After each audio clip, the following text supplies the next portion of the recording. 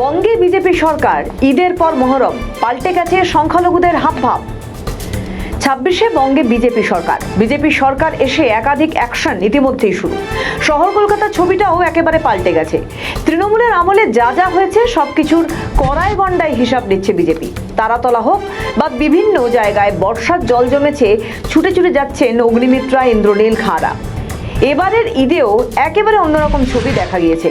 ঈদের দিনের নামাজ কলকাতার প্রাণকেন্দ্রের রেড রোডে না করে ব্রিগেড প্যারেড গ্রাউন্ডের মাঠে আয়োজন করা হয়েছিল। ঈদের দিনে কলকাতা সহ রাজ্যের বিভিন্ন জায়গায় মসজিদের বাইরে কড়া পুলিশি নজরদারির ব্যবস্থা ছিল। রাজ্যের অন্যান্য জেলাতেও প্রায় কোথাওই রাস্তায় নামাজ পড়তে দেখা যায়নি। বিগত তৃণমূল কংগ্রেসের আমলে মমতা বন্দ্যোপাধ্যায়কে রেড রোডে ঈদের অনুষ্ঠানে উপস্থিত থাকতে দেখা যেত। সেখান থেকে তিনি সম্প্রীতির বার্তাও দিতেন। ব্রিগেড প্যারেড গ্রাউন্ডে ঈদের নামাজ অনুষ্ঠান আয়োজনে প্রত্যেকেই খুশি ছিলেন।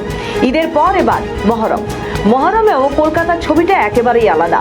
মহরমের আগে লালবাজারের তরফে জারি করা হয়েছিল নির্দেশিকায় বলা হয়েছিল মহরমের দিন কোনো ধরনের অস্ত্র প্রদর্শন করা যাবে না, শোভাযাত্রায় বাজানো যাবে না ডিজে, খুব উঁচু তাজিয়াও তৈরি করা যাবে না। পাশাপাশি নতুন কোনো শোভাযাত্রার অনুমতি না দেওয়ার নির্দেশ দেওয়া হয়েছে কলকাতা পুলিশের তরফে।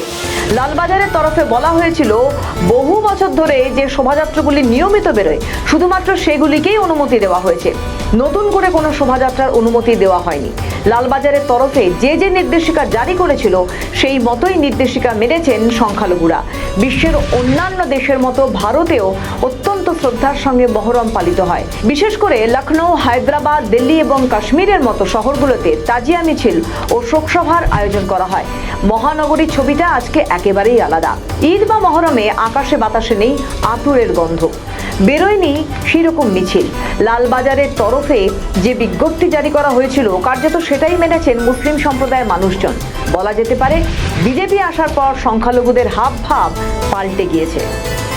আমাদের ভিডিও ভালো লাগলে লাইক ও শেয়ার করুন, কমেন্ট সেকশনে আপনাদের মতামত জানান। আরও ভিডিও পেতে আমাদের চ্যানেলটিকে সাবস্ক্রাইব করুন এবং প্রতি মুহূর্তে খবরের আপডেট পেতে প্রেস করুন বেল আইকন।